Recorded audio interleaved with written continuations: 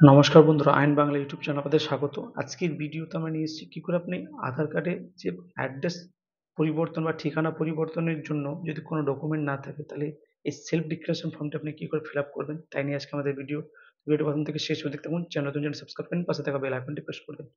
তো ফার্স্ট দেখতে পাচ্ছেন সেলফ ডিক্লারেশন ফর্ম। তো এই সেলফ ডিক্লারেশন ফর্মটা আপনারা অতি সহজেই কিন্তু আধারের যে অফিসিয়াল ওয়েবসাইট সেখান থেকে ডাউনলোড করতে পারবেন। তার লিঙ্কও আমরা কিন্তু ভিডিও ডিসক্রিপশনে দিয়ে দেবো, সেখান থেকে আপনারা পেয়ে যাবেন। তো এই ফর্মটা তাদের জন্য যারা আধার কার্ডে অ্যাড্রেস বা ঠিকানা পরিবর্তন করতে চান, তাদের কোনো ডকুমেন্ট নেই তাদের জন্য। হেড অফ দ্য ফ্যামিলি বেসের ডিটেলস দিয়ে কিন্তু এই ফর্মটা ফিল আপ করলে আপনার কিন্তু আধার কার্ডের ঠিকানা পরিবর্তন হয়ে যাবে।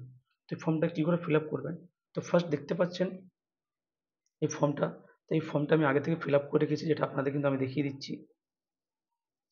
এই দেখুন এখানে এখানে যিনি আধার কার্ডে অ্যাড্রেস পরিবর্তন করবেন তার নাম হচ্ছে আয়ন দাস, এবং সে কিন্তু নিজের বাবার অ্যাড্রেস নিজের আধার কার্ডে দিতে চায়।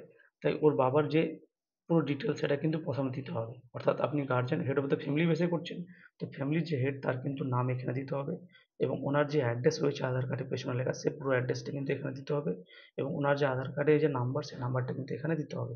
এরপর যার আধার কার্ডে অ্যাড্রেস চেঞ্জ হচ্ছে, অর্থাৎ আয়ন দাস নিজের আধার কার্ডে অ্যাড্রেস পরিবর্তন করতে চায়, আয়ন দাসের নাম, আয়ন দাসের আধার কার্ডের নাম্বার, এবং হেড অফ দ্য ফ্যামিলির সাথে ওনার কি সম্পর্ক রয়েছে সেটা কিন্তু এখানে লিখতে হবে।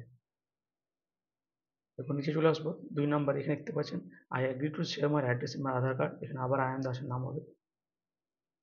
এরপর 3 নম্বর চলে আসবেন, এখানে কিন্তু আবার পুনরায় সে আয়ন দাসেরই নাম এখানে ফিল আপ করতে হবে। এইটুকু ফিল আপ করলে আপনার কিন্তু ফর্মটা পুরোপুরি ফিল করা হয়ে যাবে, এবং নিচের দিকে নামবেন, এখানে দেখুন একটা ডেট দেওয়া আছে, সেই ডেটটা মেনশন করতে হবে, ডেট, মান্থ, ইয়ার, এবং এখানে হেড অফ দ্য ফ্যামিলি বেসের সিগনেচার লাগবে। তাহলে এই ফর্মটা ফিল আপ করে আপনাদের সাধারণত ফটো তুলে বা স্ক্যান করে আধারের অফিসিয়াল ওয়েবসাইটে গিয়ে সেখানে head of the family base এবং ডকুমেন্ট বেস দুটো কিন্তু অপশন রয়েছে। আপনি যদি ডকুমেন্ট বেস করেন তাহলে সেখানে কিন্তু এখন নতুন নিয়ম হয়ে গেছে, সেখানে কিন্তু মানে কেয়ার অফ এর নাম আসবে না। তাই হেড অফ দ্য ফ্যামিলি বেসে আপনাকে করতে হবে এই ফর্মটা ফিল আপ করে। তো বন্ধুরা, আজকে এই ভিডিওটা এই পর্যন্ত। ভিডিওটি প্রথম থেকে শেষ পর্যন্ত দেখার জন্য ধন্যবাদ।